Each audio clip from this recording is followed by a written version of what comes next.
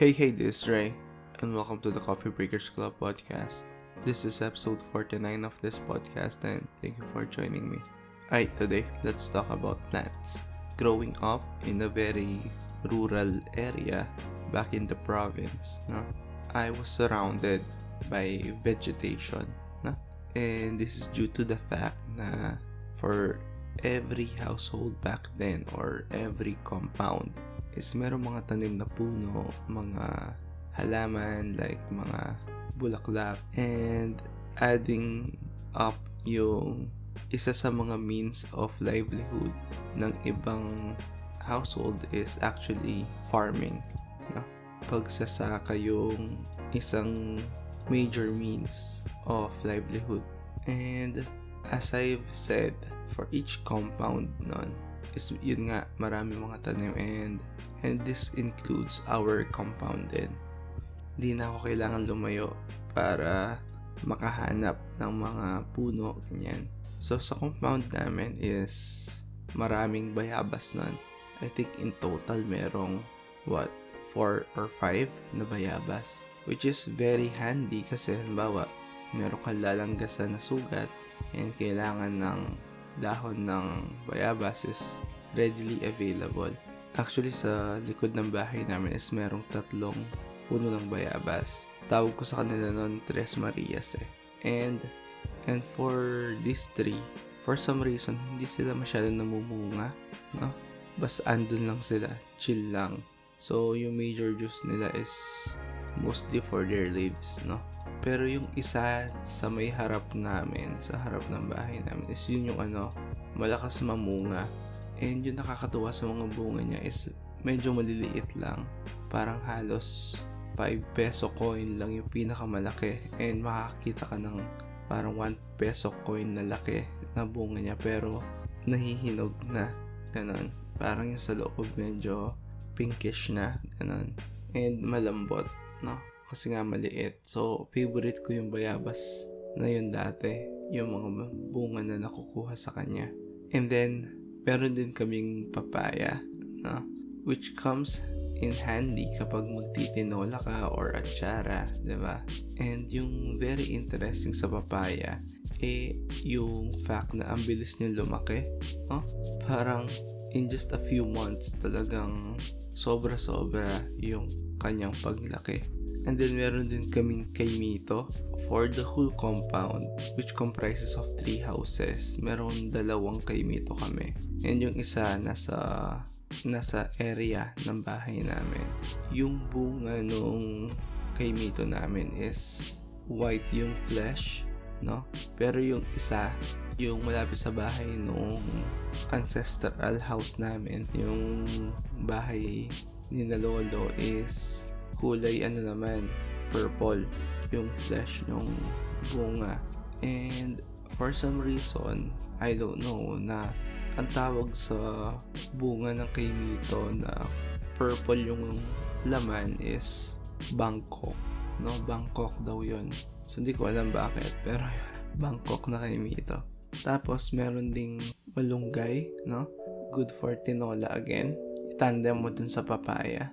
For papaya pala, hindi ko kinakain kapag hinog na. Okay lang siya sa akin kapag hindi pa siya hinog, yung kulay green pa siya, yung pang tinola or pang atsara lang. Pero yung hinog, hindi ko siya makain. Parang nakakasuka yung texture tsaka amoy niya para sa akin. Ayun, this goes the same for avocado.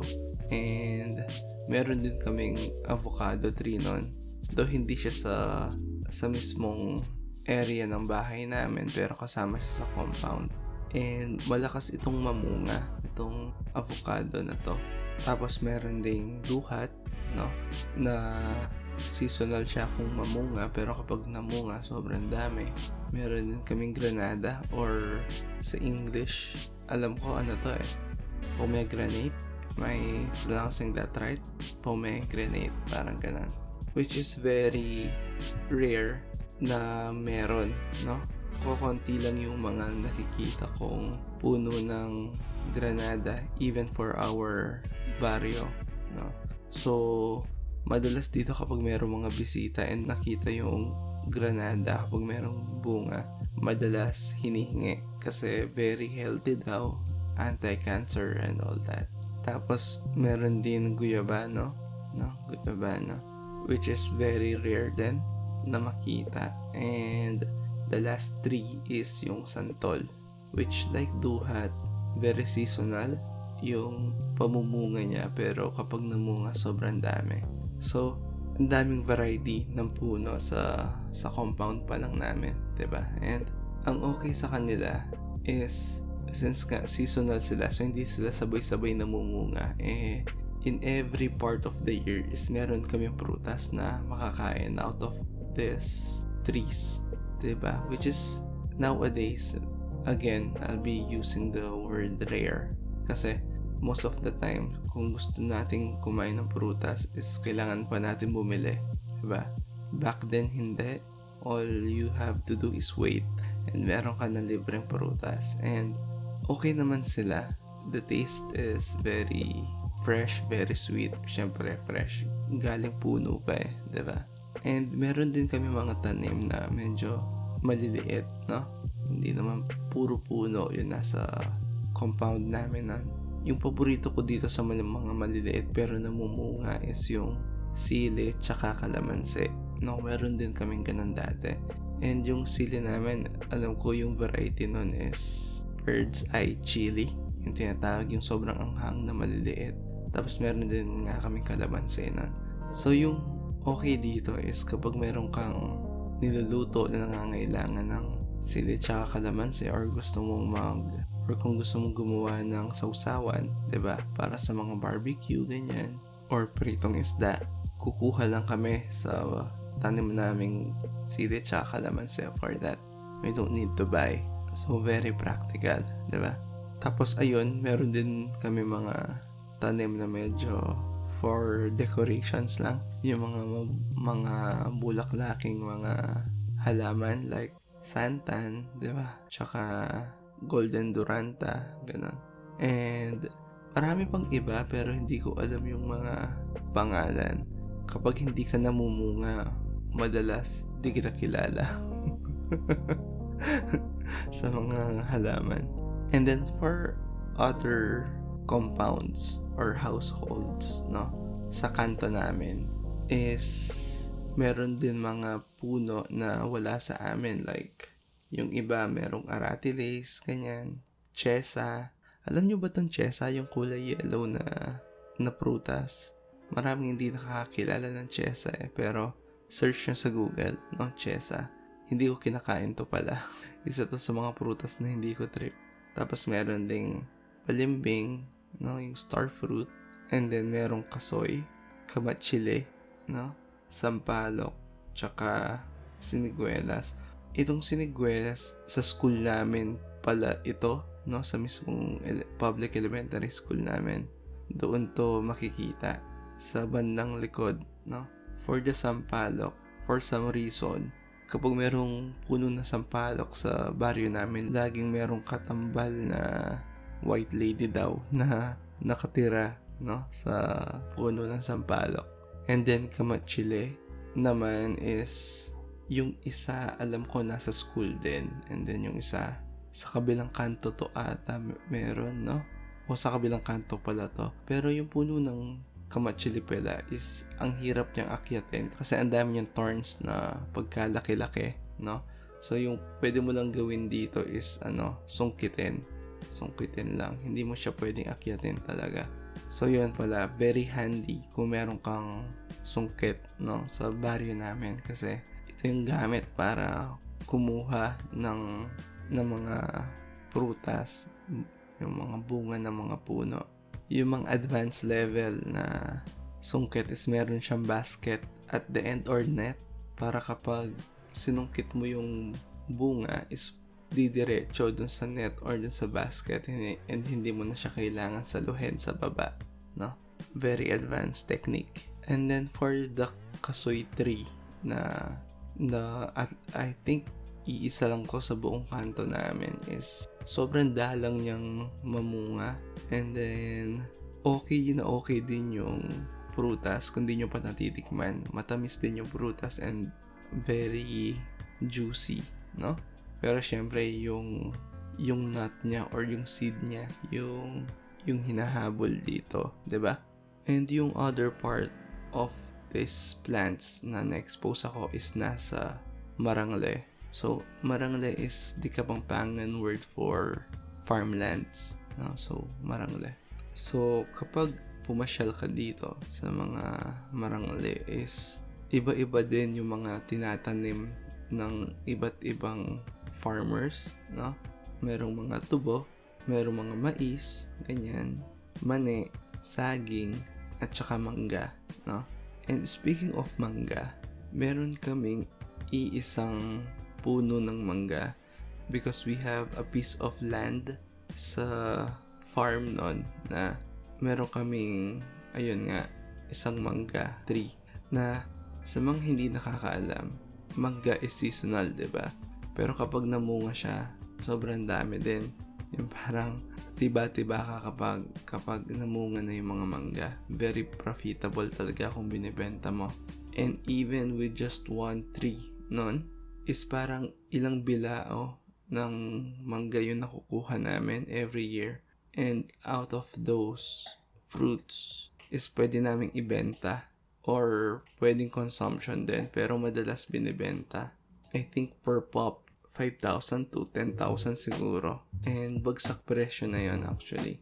And medyo ex-deal namin nun kasi merong isang farmer na nangangalaga dun sa puno na yun and it's not even part of our family, no? Walang naging farmer sa family namin nun. So, meron lang gumagawa for us. Tapos, 50-50 yung split.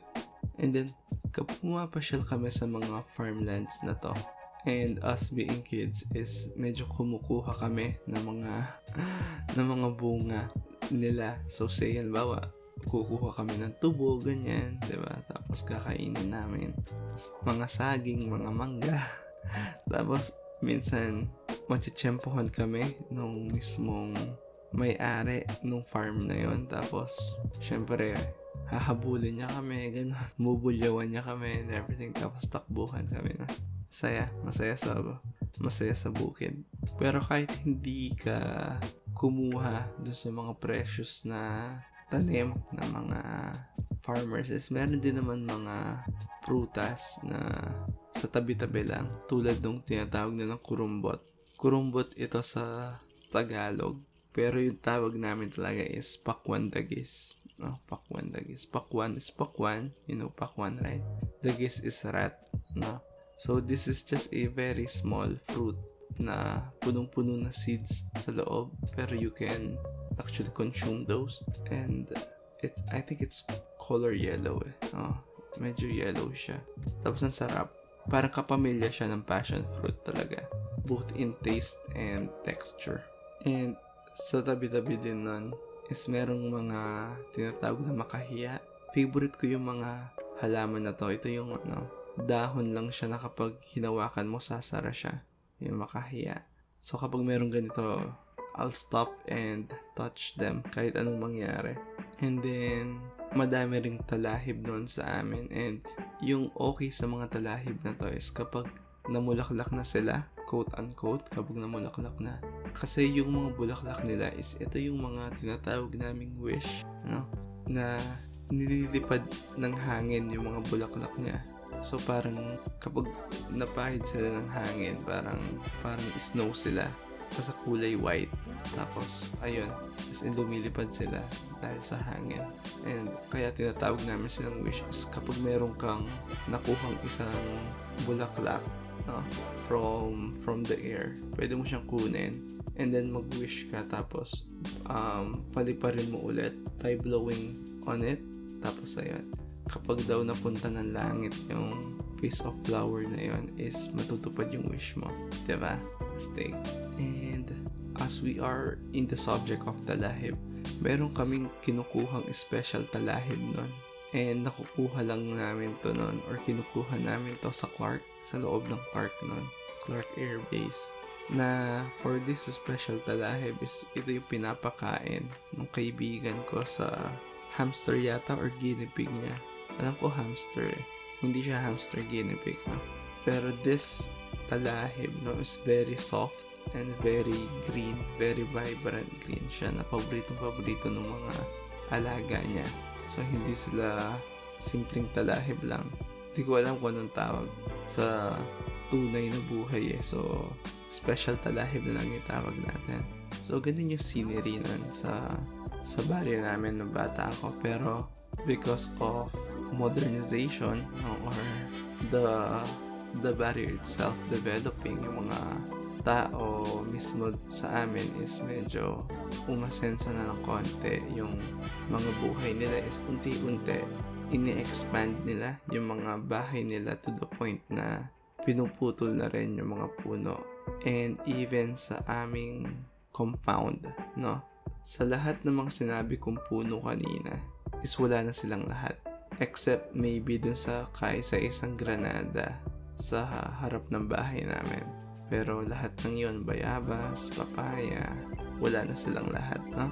Which is in some ways very sad kasi, you know, ang daming saya na naibigay ng mga puno na yun. Not just because they give free fruits, no? But because they're there, parang mas presko yung hangin, and overall, very presko yung kapaligiran, diba? Hindi mainit, hindi maalinsangan. And which leads me today, no? I am an official plantito, no? Plantito na ako ngayon. Just because meron akong isang cactus. Meron akong alagang cactus sa office namin, no? And for this cactus, I actually named it. Kasi alam ko lalaki siya or babae, no? Pero yung pangalan niya is Spike, diba? Spike the cactus. And actually, nakatatlong spike na ako, nakatatlong cactus na ako, no? So yung version 1 or yung pinakaunang spike is actually in a way ninenok ko lang. So kasi meron nakaiwan ng cactus sa office noon and di namin alam kung sinong may-ari, no? And medyo na-neglect na siya. So sabi ko, akin na lang, ako na lang mag-aalaga. So ayun, siya yung kauna-unahang spike. And turns out, yung cactus pala na yun is, ang may-ari is yung isang teammate namin na nag-resign na. Tapos pinamana pala niya dun sa isa naming teammate, pero nalimutan yata niya. Pero nung naalala niya, ayun, sinoli ko na siya sa kanya. So ayun, edi wala na akong cactus ulit. Parang nag-last lang siya ata sa akin ng 2 weeks. Pero binalik ko din siya kaagad. So yung version 2 na spike is actually farewell gift sa akin ng isang office mate namin, no? Kasi lilipat ako ng team. So parang pa-farewell niya. Actually, supposed to be babayaran ko sa kanya pero hindi na lang niya pinabayad. So thank you, diba? Thank you very much. For this version 2, I think this is the best version kasi talagang special siya kasi request ko siya kung anong itsura niya, anong klase siya, ganun. Kung anong klaseng pot and whatnot. Pero, namatay siya. And it's not because of me, no? So, ganito yung nangyari. So, magdi-leave ako ng, I think, 1 week, no? Kasi magta-travel yata kami, if I'm not mistaken, papuntang Japan nun, no? So, I'll be out for 2 weeks or almost 2 weeks. And then, pagbalik ko, galing sa bakasyon na to is nakita ko na merong tubig yung pot ni Spike, para a pool of water. So ibig sabihin merong nagdilig sa kanya na sobra-sobra. And yung pot ko kasi wala siyang butas sa ilalim. So there is no way for that excess water to leach out, no? So long story short, nalunod siya, no? And overwatering plants, especially cactus, will actually kill them. So, ayun, diniligan siya na sobra-sobra without me knowing. And then yan, namatay nga si version 2 Spike, no?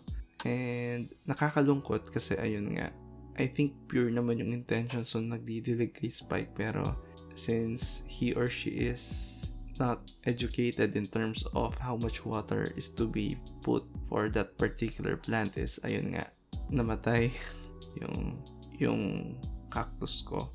So, kung sino man yung nagdileg, no, thank you sa concern, pero I still hate you sa pagkitil, no, ng buhay ng kaisa-isa kong cactus. So, dahil doon, naawa yata yung isa kong office mate, isa naming teammate, and naglagay siya ng, I think, 3 varieties of cactus dun sa pot ko na spawn lang, no, nung mga cactus din niya, yung mga bagong usbong na cactus niya na tinitrim off niya, so nilagay niya dun sa pot ko. Tapos lo and behold, nabuhay naman sila, no? So yung sobrang cactus na yun, sila ngayon yung spike version 3, and until now buhay pa naman sila, and it's more than a year now, no, since nakasama ko sila or inaalagaan ko sila. So going strong. So, yun yung present situation ko in terms of plants, no? Si Spike lang. And for the future, I'm planning to have my own herb garden kapag meron ako sariling bahay, and having the same idea dati na you don't need to spend money to have this products, no? So balak kong magtanim ng, say, sample, scallions, parsley, basil, chives, mint, oregano, thyme, rosemary, yung mga ganon, no? Yung mga herbs na kung magluluto ka, dapat yung mga ganong klaseng mga herbs is meron ka na lang, no? So, a herb garden is a very good idea for me. Hopefully, magawa ko, no? And syempre, balak ko din magtanim ulit ng sili tsaka kalamansi. Diba? And with that, let's go to our 3-in-1 questions. Una, anong pinakamataas na puno na naakyat mo na? Pangalawa, nagnakaw ka na rin ba ng bunga sa isang taniman? Number 3, anong favorite herb mo? Ayun, siya nawa. The coffee break is over. Catch you in the next one. Cheers!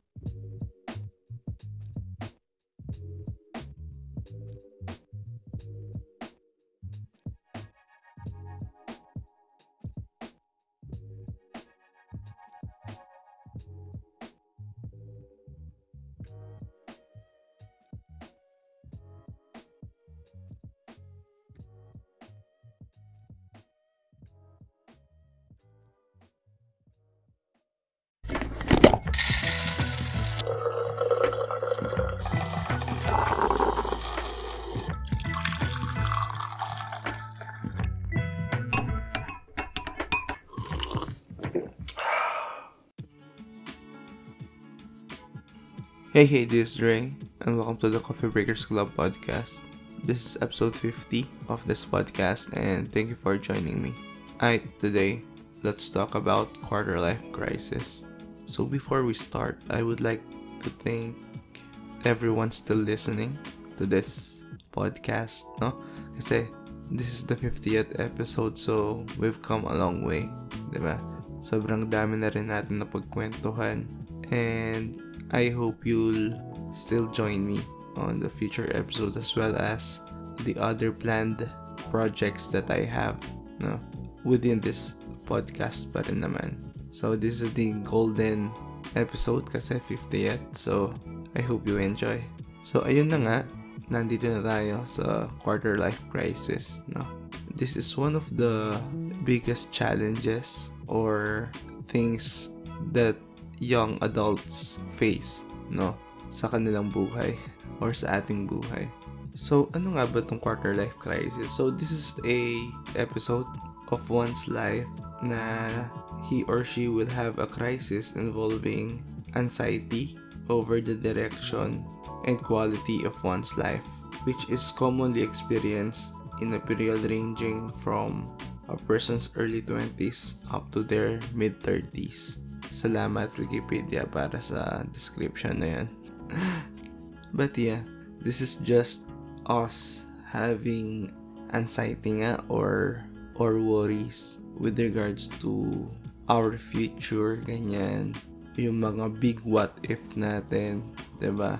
And yung mga bagay na hindi natin masabi sa hinaharap. So panicky asking life questions like, sino ako sa mundo, diba?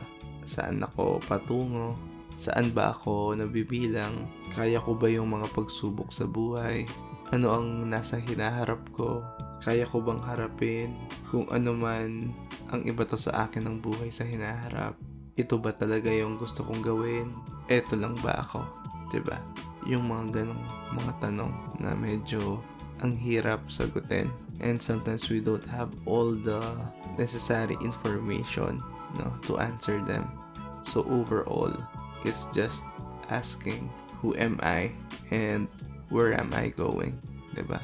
And like most of you, no, I have experienced this already. Parang I was feeling that I am at a loss, ganon.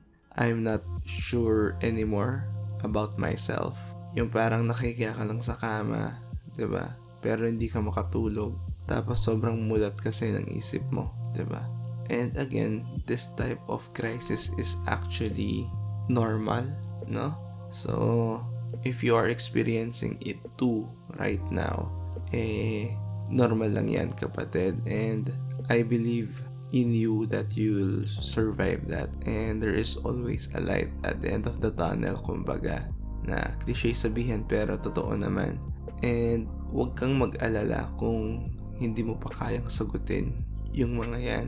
Ang importante is alam mo na silang itanong, di ba? Alam mo na meron kang ganyan na agam-agam. So halfway of the battle is knowing what the problem is, di ba?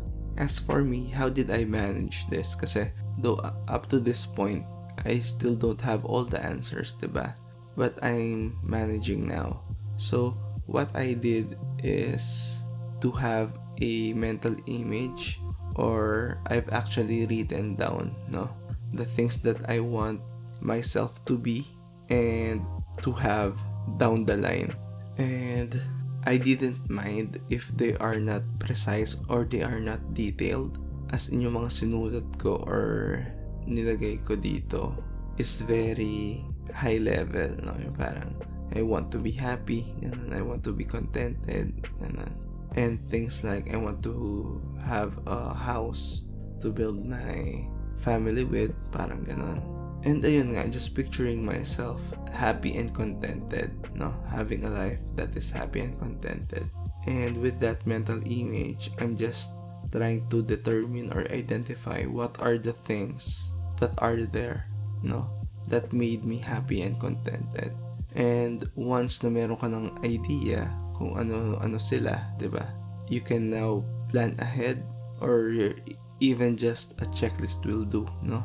On how to achieve them. So, yun yung ginawa ko. But this might not work para sa'yo. It might, no? So, you'll never know unless you try. So, kung wala ka pang idea kung paano mo ma-manage ito, try this one out. Baka mag-work din sa'yo. If not, it just simply means that ibang diskarte yung kailangan para mawala yung anxiety mo, di ba? And I do have some tips or reminders, no? And again, nung ginawa ko tong mga tips and reminders na to, I'm actually giving them for myself more than anyone else, no? So, if these tips or reminders will help you, good, diba? Happy tayo. Pero kung hindi, again, it simply means na magkaiba lang tayo, and you need to find those helpful tips for yourself, no? I-share ko lang sila kasi baka sakaling makatulong. The first tip that I'm giving myself lagi is I should realize that life is serious enough to take it seriously, no?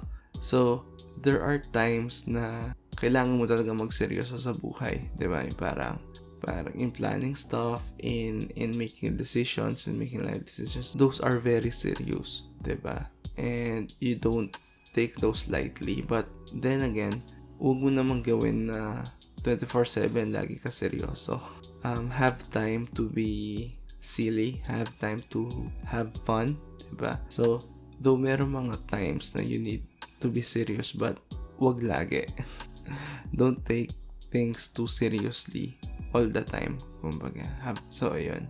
Number 2, and this is a good one as well, is let go of the things that you can't control. No, don't dwell on them. Don't be too stressed in trying to solve things that you don't actually have control, no?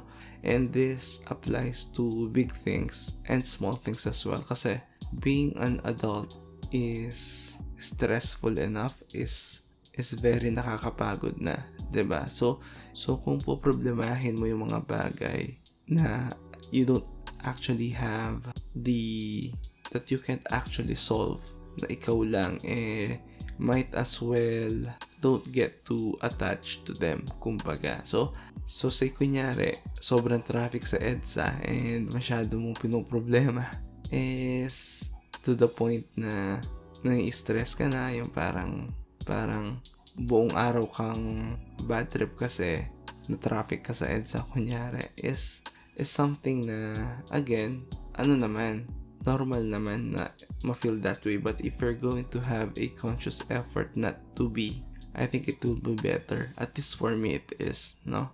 And I'm not saying na you don't need to be concerned about them, no?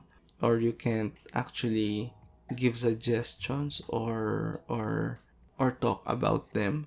It's not that. It's just more of controlling the amount of stress or worry na dinudulot sa'yo ng mga ganitong klaseng bagay, diba?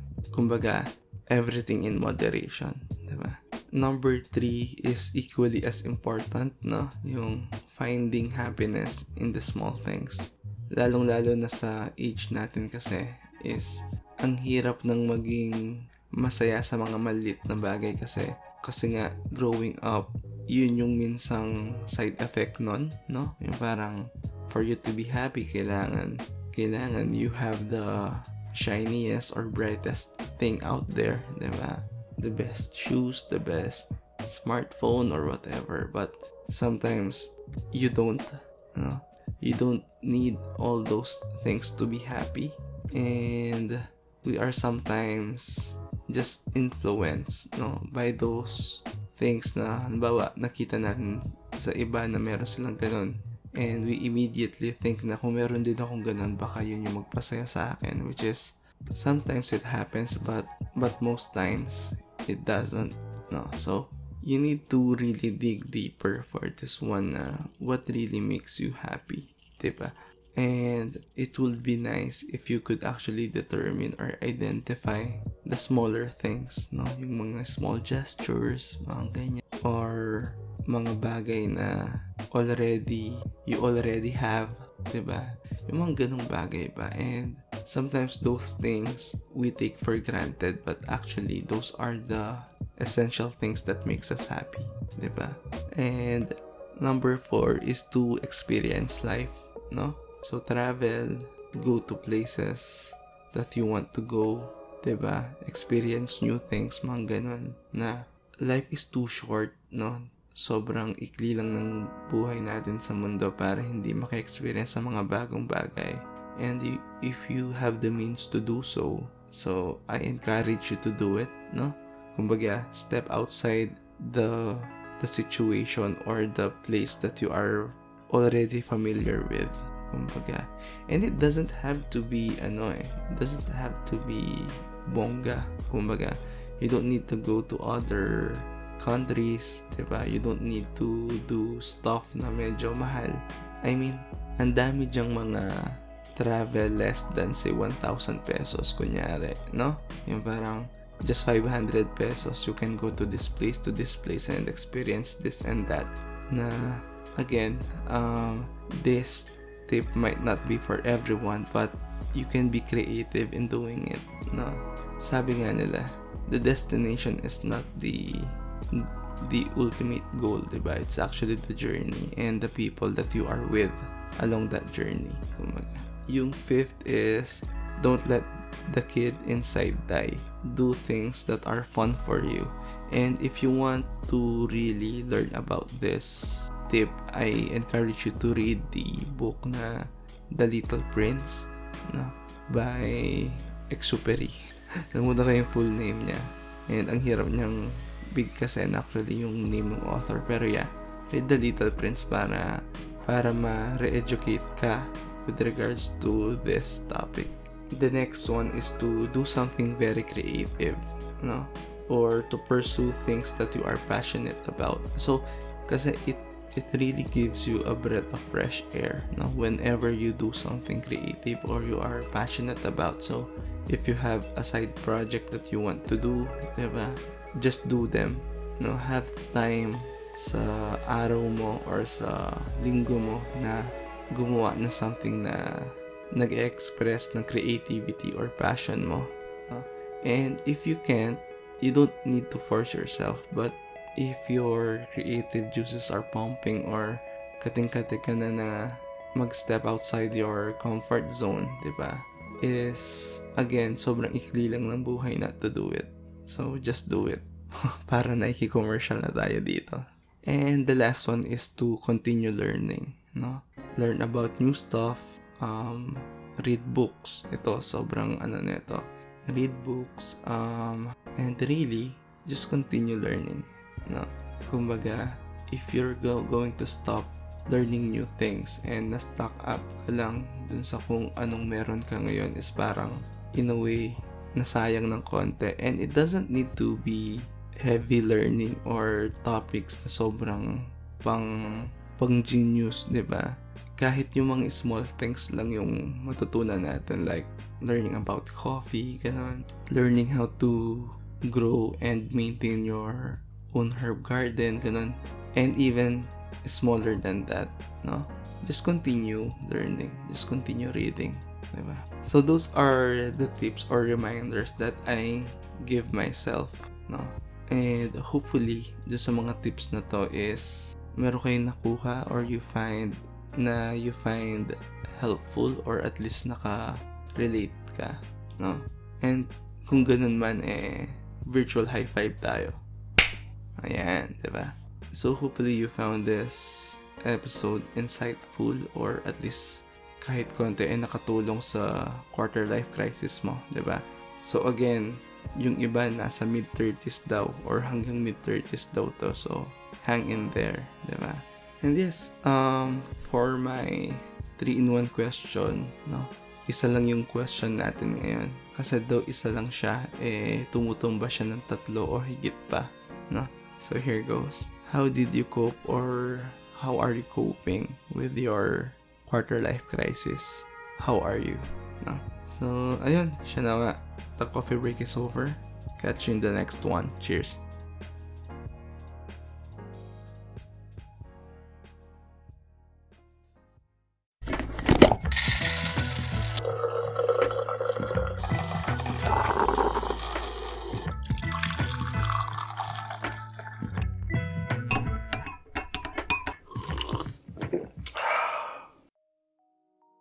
Hey, this is Drei, and welcome to the Coffee Breakers Club podcast. This is episode 51 of this podcast, and thank you for joining me. Alright, today, let's talk about the Eraserheads. So for us Filipinos, there is no need for an introduction who the Eraserheads are, diba? But for those who still doesn't know for some reason, the Eraserheads is a band, no? A four-man band that plays Filipino rock songs. As simple as that. But they are widely considered as the best band of all time sa Pilipinas, and that is for a reason, no? So they were formed in the early 90s in UP Diliman, no? As a college rock band. And they lasted until 2002, no? When they first broke up. And for that span, no, for that say more than a decade of being together, they have produced a lot of albums and EPs, no, and singles along the way. And those songs are very widely known, no, sa buong Pilipinas, across many generations, no. So their songs spoke to the masses, kumbaga, na talagang they broke into the mainstream because of these songs. And them being the band the go-to band during the 90s, I grew up listening to their songs, no? So, either sa radyo, sa mga cassette tapes, and then eventually sa mga CDs, no? Either sa mga albums nila or sa mga compilation CDs like Tunog Kalye nga, ganyan. At saka lagi silang andun sa mga song hits, no? So together with their gigs, ganyan, and TV appearances din, talagang wherever you look, they are there, no? And some of my favorite songs from the Eraserheads is, syempre andyan na yung pare ko, diba? Ligaya, Toyang, Alapaap, Ang Huling El Bimbo, Magazine, Harana, Overdrive, Torpedo, Spolarium, With a Smile, tsaka Fruitcake, no? So yun yung just some of my favorite songs, no, nung bata ako, na even at a young age, I really love listening and singing those songs. But since I was too young back then, nung nagigig na sila and napapadpad na rin sila sa Pampanga, is hindi ako nakanood ni isang gig nila back in the 90s, no? Or at least yung first run nila as a band. And as I've shared dun sa Pinoy Bands episode ko, we had a few of their albums in the cassette form, care of my older brother, no? So sa pagkakaalala ko, meron kaming Caterpillars, Fruitcake, Sticker Happy, and Circus ata.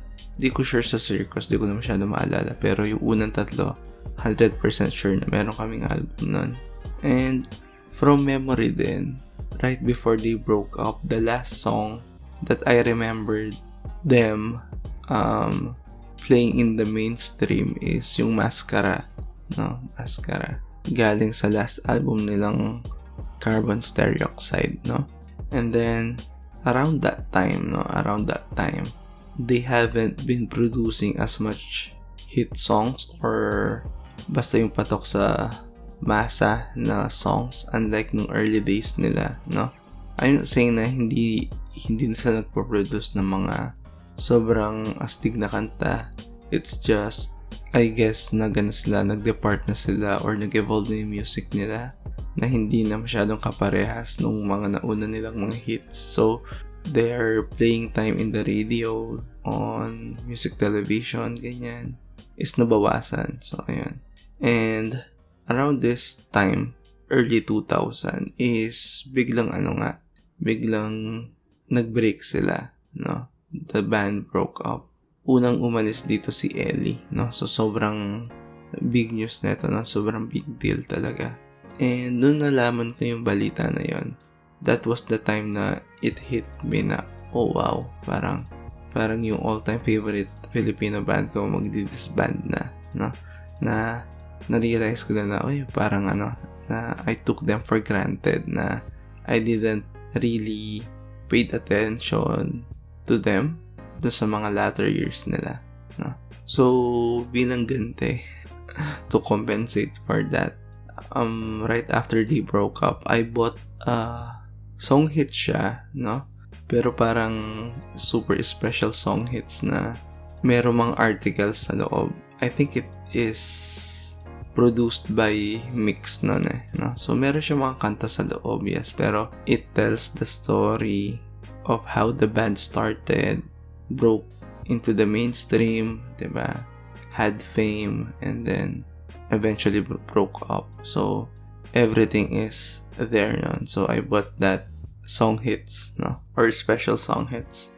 And then akala ko nun, yun na yung end of ng banda, and then bigla silang lumitaw sa Mix nun, replacing Ellie with the new vocalist na babae, no? Which is something very, very foreign to me. Parang siguro dala na rin ang bitterness of them not being together anymore. And then once they play the song, it's really different na, diba? So nag-decide na rin ako na parang okay, this is not the same band, so hindi na kaparehas nung pagiging fan ko yung kung ano man yung band na ngayon. They were called E-Heads, no? Hindi na sila Eraserheads. they shortened it into E-heads na lang. And then, I think they produced an EP nun. No? They produced an EP. Pero, wala ng album na lumitaw. And then, life after Eraserheads. So, nag-move on lahat ng members. So, Ellie has Pupil now, diba? And Octaves. Yun, sa mga hindi nakakala, meron pang isang banda si Ellie called Octaves. And I think meron silang isang album sa ngayon. Pero pakinggan nyo yung Octave, sobrang astig nila. They are not as famous as Pupil, pero sobrang astig ng mga kanta nila. As for Raymond, meron siyang Sandwich, diba? Pedicab, Cambio. And then meron pang isa doon, nalimutan ko yung pangalan. Parang merong Squid something, no? So maraming banda si Raymond. Si Buddy naman, nagbe-base siya sa The Dawn, no? Tsaka sa Cambio din. So, magkabanda pa rin si Buddy tsaka si Raymond sa Cambio. But I think Cambio is not producing songs right now. I could be wrong, pero hindi ko sila masyadong ramdam. And for Marcos, meron siya Marcos Highway, no? So, suffice to say, they really moved on from the band, no? So again, they broke up around 2002, hindi ko nagkakamali. And then, around 2004, biglang may lumabas na anthology album, no? And this anthology album is the first of many anthology albums from different bands na nag-break na, like River Maya. I think meron din si Dong Abay eh. Pero yeah, Eraserheads yung pinakauna. So this is 2004. And then, the same brother that has those cassette tapes all those years ago bought that album or anthology album. Then, inuwi niya sa bahay. Tapos, lagi yun yung pinapatugtog namin. And then, eventually, binili ko sa kanya yung album na yun. So, that is 2004, no? And then, 2005, lumabas naman yung Ultra Electromagnetic Jam. So, this is a cover album from different artists, no? Covering Eraserhead songs. Diba? So, merong Sponge Cola, si Rico J, kumanta rin dito, Brown Man, South Border, at iba-iba pa, no? So, again, binili ko yung album na yun. So, sobrang pagkamis sa E-heads. And then, 2006, lumabas naman yung anthology album part 2, no? So, dito, yung mga songs dito is yung less known hits ng Heads, pero actually, andito yung mga naging all-time favorite E-head song ko, no?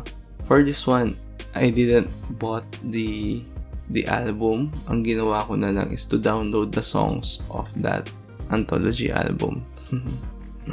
And then, come 2008, which is, ito yung pinaka-sobrang nakakabigla.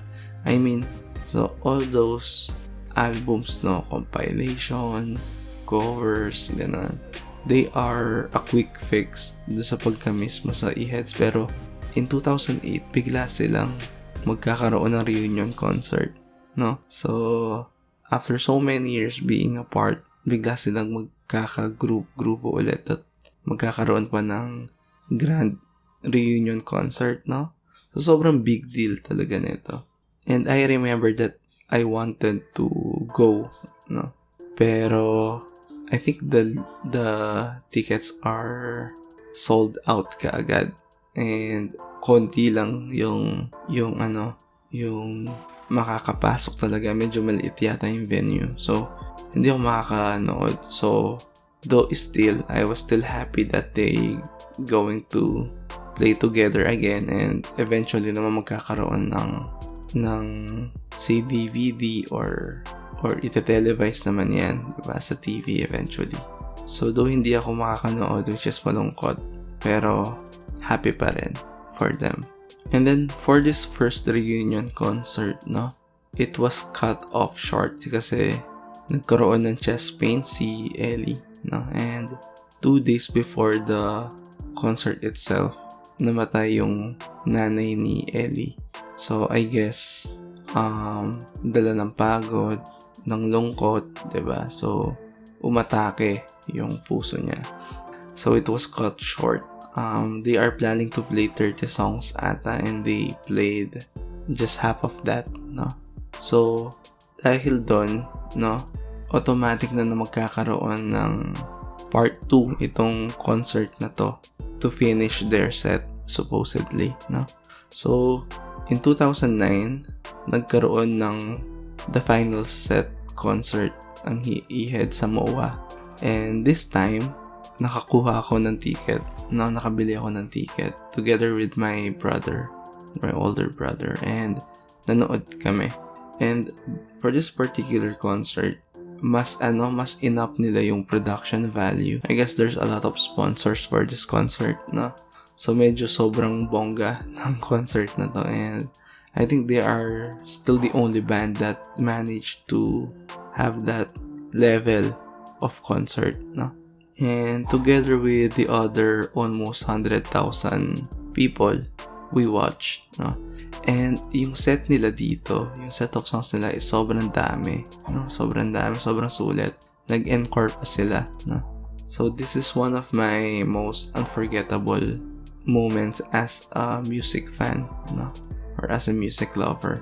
Kasi ito yung first time na napanood ko silang tumugtog live, no? As I've said, nung 90s, masyado pa akong bata, kaya hindi ko sila napanood. Pero yeah, this is the first. And dito pa sa setting na yun, ito yung pinaka magkarabon nilang concert, no? So sobrang happy ko. And we all thought na yun na yung end ng Eraserheads ulit. But lo and behold, in 2014, they released 2 singles together with the Esquire magazine, no? So gamit ang Esquire magazine, nag-release sila ng 2 singles ulit, no? Completely new songs. They are called 1995 tsaka Sabado, no?